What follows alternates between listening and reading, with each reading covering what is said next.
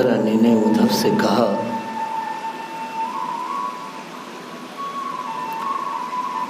यह गोकुल ग्राम तो श्री गोपाल का उपासक है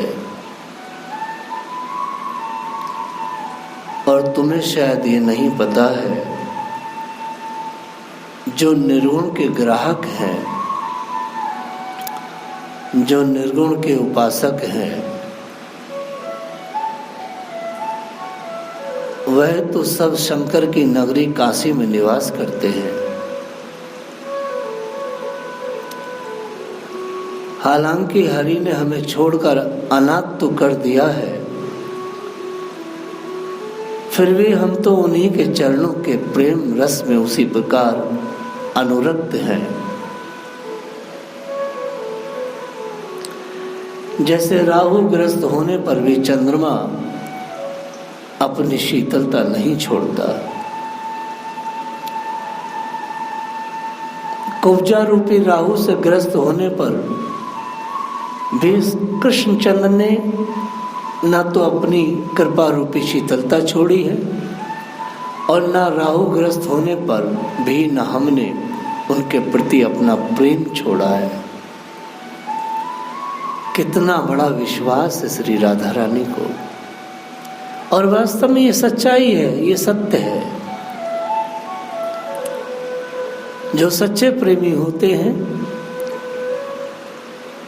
अगर प्रेमी कहीं कार्यवश फंस जाए या कहीं अटक जाए, तब भी जो सच्चे साधक और सच्चे प्रेमी है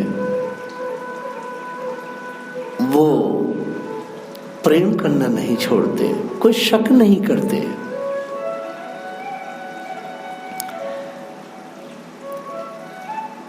राधा रानी ने कहा, हम तो आज भी कृष्ण की अनन्य उपासिकाएं हैं, फिर भी समझ नहीं आता किस अपराध के दंड स्वरूप ये योग वो लिख लिख करके भेजते रहते हैं। हमें प्रेम रस से वंचित करना चाहते हैं।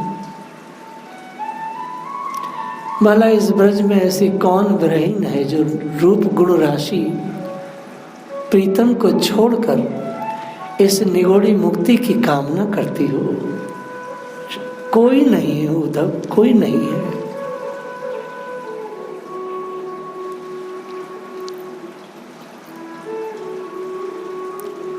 सुना है इस बार 2 बैसाख के महीने पड़ रहे हैं।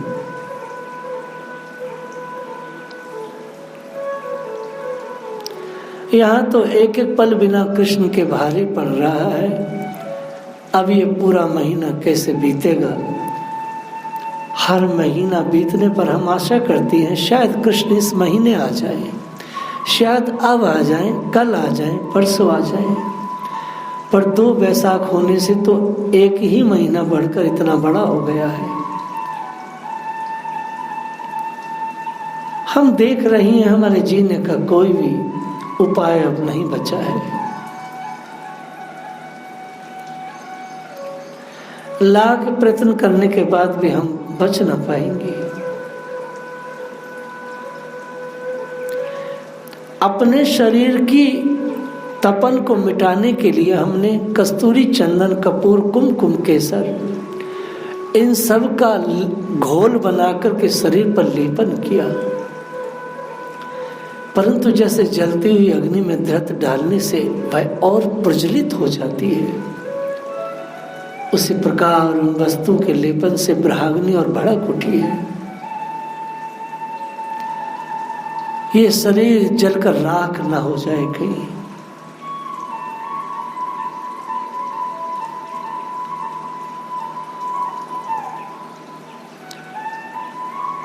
राधा रानी ने कहा, एक एक सांस प्रीतम के लिए है, न कि निर्गुण के लिए। बड़े बड़े तर्कों के आगे, प्रेम सिक्त वचनों के आगे, उद्धव के ज्ञान, योग, निर्गुण आदि की सारी बातें उड़कर ताक पर जा बैठी। योग आदि की बातें तर्कहीन और निरर्थक हो गई।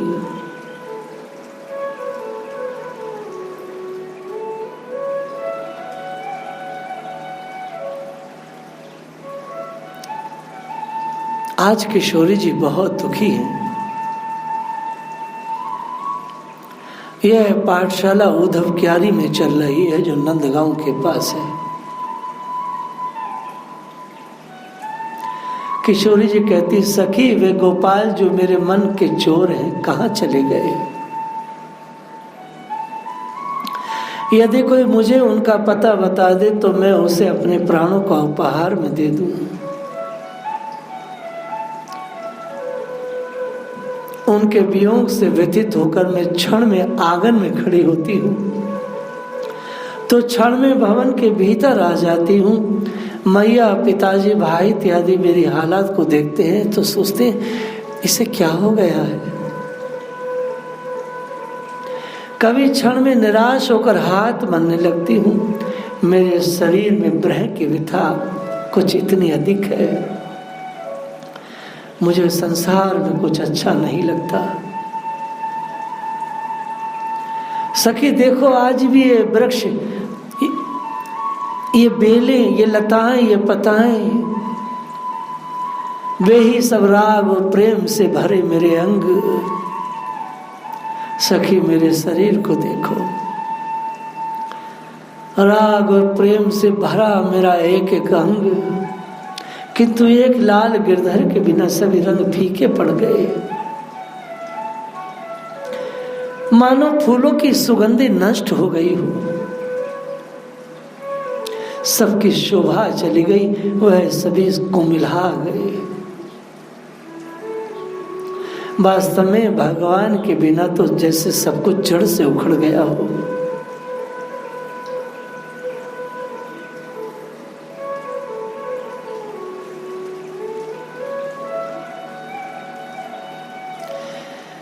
बीते पलों की मधुर यादें जीवन का सहारा बनती हैं प्रेमी साधकों। संसार में जितने भी प्रेमी साधक हुए हैं, बीते पलों की मधुर यादें ही उनके जीवन का सहारा बनी है।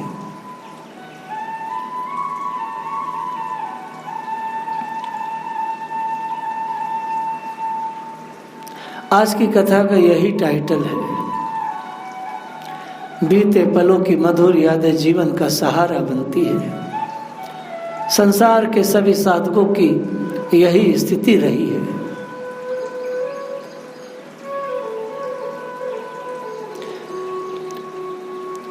किशोरी जी कहती है, हरि हमसे कभी भी उदास नहीं हो सकते, वो कभी हमसे रूठ नहीं सकते, वो हमारे प्रति कभी आंखें नहीं मूंद सकते, वो कभी हमें भूल नहीं सकते। जिस तरह मेरे हृदय में ज्योत जल रही है प्रेम की, इससे करोड़ों गुना प्रेम की ज्योति श्री कृष्ण के हृदय में जल रही है। अद्भुत विश्वास और निष्ठा है। राधा रानी जानती है कि भगवान 100 वर्ष तक मुझसे नहीं मिलेंगे,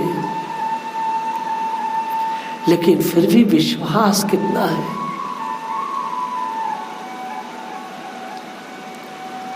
किशोरी जी कहती, हमें रास का अद्भुत खेल खिलाया, अधरों का प्रेमा अमृत पिलाया, तब कथा अमृतम तत्व जीवनम।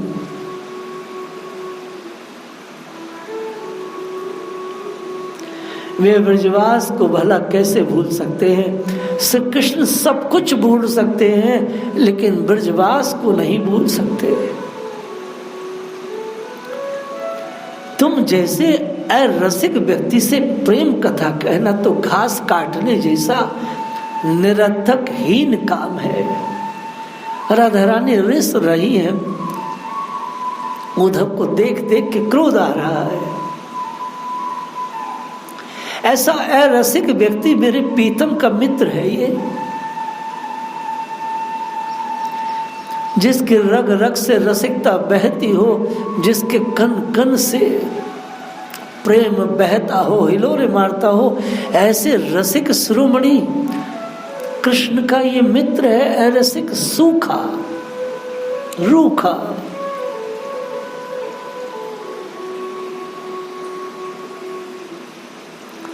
भला बहरा तान अर्थात संगीत के स्वाद को और गूंगा बात की मिठास को क्या जाने।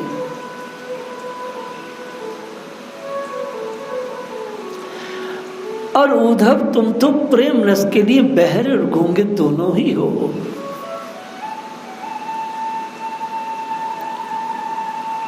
किशोरी जी कहती हैं सखी सुनो, ये उद्धव चाहे कुछ कहें पर हमें विश्वास है कि हम श्री कृष्ण से दोबारा मिलेंगे। ऐसा हो ही नहीं सकता, कृष्ण से हम सब दोबारा मिलेंगे, बहुत मिलेंगे, फिर ऐसा मिलेंगे कि कभी उनसे दूर ना होंगे। फिर हमारे जीवन में वही सुख वही विलास होगा।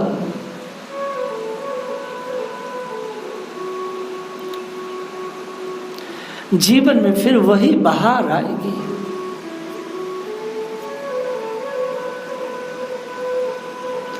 अरे मूर्ख, तुम्हारे योग को लेकर के हम क्या करेंगे बताओ। अच्छा ये बताओ इस योग का किया जाता है। राधा रानी परिहास कर रही है।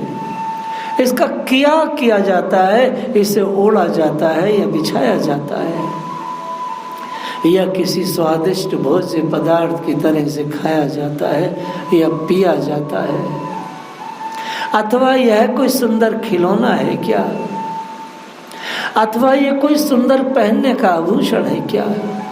चाहे जो हो हे उद्धव, हमें तो केवल वे ही नंदनंदन चाहिए जो हमारे मन को मोहने वाले तथा हमारे प्राणों के जीवन है। तुम जो ये कहते हो कि श्री हरि निर्गुण और अविनाशी है, वेद भी जिन्हें अगम्य जानकर नेति नेति कहते हैं, तो हमें इससे क्या है। हमारे श्री हरि तो प्रत्यक्ष दिखाई देने वाले मनोहर सौंदर्य के भंडार हैं। इन मूर्ख निराकारवादियों को ये बात समझ में नहीं आती, फिर उनका भरोसा क्यों छोड़े। हे उद्धव, वे तो अभी अभी गांव से गाय चराने के लिए वृंदावन गए हुए हैं और अभी अभी लौट कर आने वाले हैं। सूर जी ने कहा है वे ही कृष्ण हमारे सर्वस्व हैं, वे ही जो वन से लौटते समय मधुर मुरली बजाकर हम सबका मन मोह लेते हैं। वर्तमान में जितने भी कुटिल योगी हैं उनका परिहास किया गया है इस पद में। सूर जी ने 550 साल पहले अपनी वाणी में वर्तमान योगी की दुर्दशा और इन कर्तव्य जिम्नास्टिक जैसे इन पाखंडियों का वर्णन अपने पदों में 550 साल पहले ही किया है।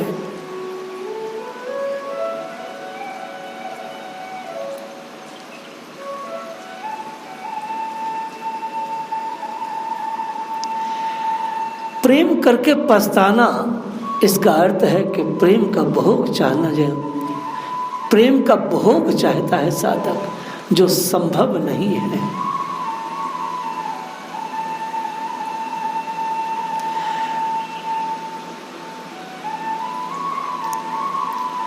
यदि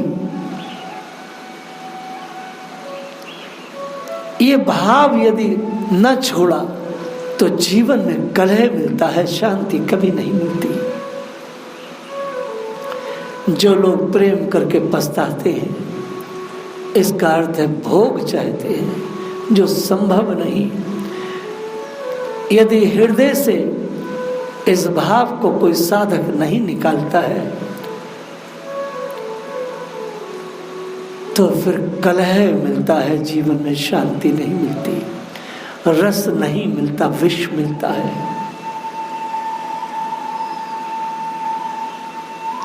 सूर जी ने इस पद में यही भाव रखा है। कुछ गोपियां कह रही हैं हम तो कृष्ण से प्रीति करके पछता रही हैं। पहले तो हमने यह समझा था कि कृष्ण के प्रेम में सारी उम्र प्रेम में बीत जाएगी, जो संभव नहीं है केशवदास। कुछ गोपियों का ऐसा मत है, इसलिए पछता रही है, पर हम जानती नहीं थी कि ऐसी निभेगी, आगे चल के जीवन ऐसा हो जाएगा। हमारे मन से विपरीत होने अपने मन में कुछ और ही ठान रखा है। भला उन मोहित करने वाले मनमोहन का कौन विश्वास करेगा, जो बोलते तो बहुत मीठी वाणी है, पर अब हमको योग लिख लिख कर भेजते हैं और स्वयं कुब्जा के साथ राजधानी में सुख उपभोग कर रहे हैं। श्री कृष्ण के बिना ये सूनी सेज है। जागते जागते सारी रात बीत जाती है, नींद नहीं आती।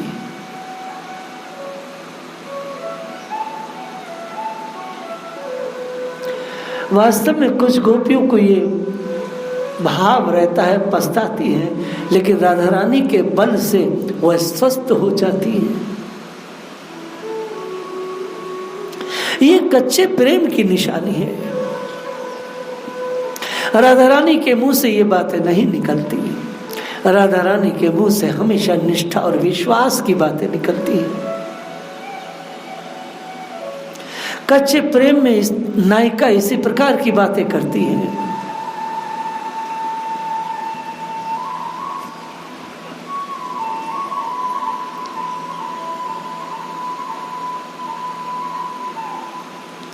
लेकिन राधा रानी का जो भाव है वो देखो क्या है। मन क्रम वचन नंद नंदन उर यह दड़ करी पकड़ी, जागत सोबत सपन दिवस निसी कहना कहना जकरी। कुछ गोपियों के भाव को मैंने अभी आपको बताया। साधारण नायिकाओं की यह स्थिति हो जाती है, मगर राधा रानी की स्थिति क्या है वो देखो। श्री किशोरी जी श्री कृष्ण के प्रति अपने अटूट एवं अनन्य प्रेम भाव को व्यक्त करती हैं। हरि हमारे लिए हारिल की लकड़ी है। जिस प्रकार हारिल पक्षी उस लकड़ी को दृढ़ता से अपने पंजों में दबाए रखता है, उसी प्रकार हम भी मन से, क्रम से, वचन से प्रीतम को दृढ़ता पूर्वक अपने हृदय में बसाए हुए हैं। राधा रानी जैसा कोई नहीं हो सकता। हम जागते हुए, सोते हुए, स्वप्न में दिन रात निरंतर कृष्ण कृष्ण की रट लगाए रहती है। तुम्हारे योग की चर्चा सुनते ही हमें लगता है जैसे कोई कड़वी ककड़ी खाली हो। वही योग निर्गुण की कड़वी ककड़ी के समान व्याधि तुम हमारे लिए ले आए हो, जिसे हमने न आज तक देखा, न सुना, न किया, न होगा। अरे मधुकर, तुम्हारे इस योग की सच्ची अधिकारनी तो वह कुब्जा है। तुम जाकर के उसे सिखाओ, उसका मन स्थिर हो जाएगा। अभी तो उसका मन चंचल है, वो कभी कंस के साथ कभी कृष्ण की ओर आकर्षित होती है। हमने तो एक बार कृष्ण से प्रेम किया तो बस उन्हीं को मानते हैं और उन्हीं के लिए ये योग हमारे मतलब का नहीं है। हम तो केवल उनकी और सिर्फ उनकी है। राधा रानी के मुख से हमेशा यही बातें निकलती हैं, लेकिन कई बार गोपियां खींच जाती हैं। सूर जी ने दोनों भाव लिखे हैं। गोपियों के भाव से यही लिखा है कि साधारण स्त्रियां या साधारण पुरुष जब कहीं प्रेम संबंधों में होते हैं तो उस प्रेम को भोगना चाहते हैं, इसलिए पछताते हैं जब वियोग में होते हैं। लेकिन राधा रानी पछता नहीं रही है, राधा रानी उस वियोग का आनंद ले रही है। राधा रानी उस वियोग में और भी गहरे साधनों में लिपट गई हैं, अंतस में चली गई हैं। जो वो मूर्ख मधुकर उनको साधनाएं दे रहा है, राधा रानी उससे भी गहरी साधनाओं में डूबी हुई है। क्योंकि वियोग के क्षणों में तो और भी भजन बनता है, संयोग में तो एक बार भजन ना भी बने, लेकिन वियोग में तो बहुत बनता है, बहुत बहुत बनता है, अनलिमिट बनता है।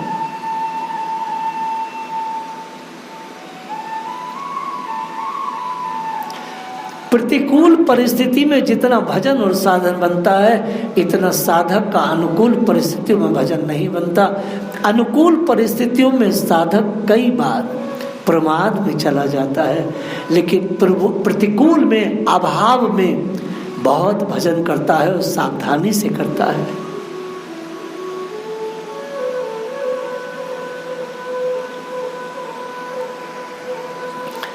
कितना ही अच्छा होता कि हरि ब्रज का हित और हम लोगों से प्रेम मानकर एक बार ब्रज में आ जाते।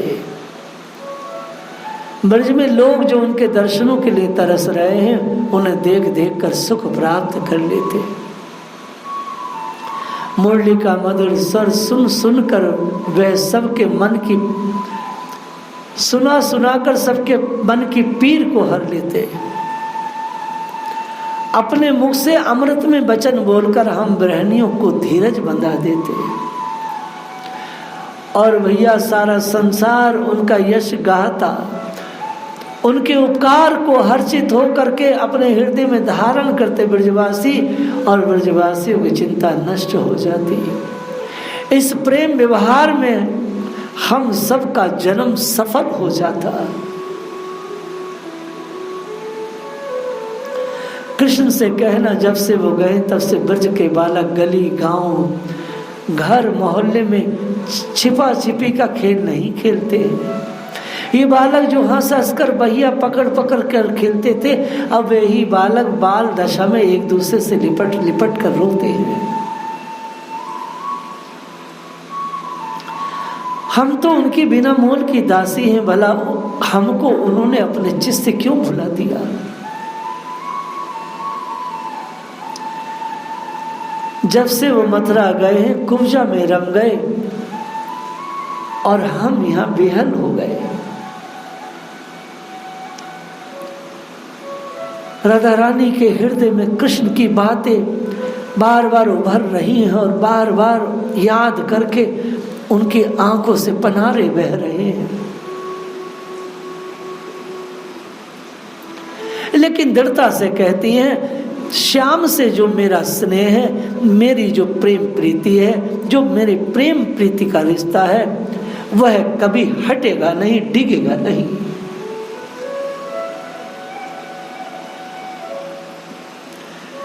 आगे की कथा को हम लोग कल कहेंगे।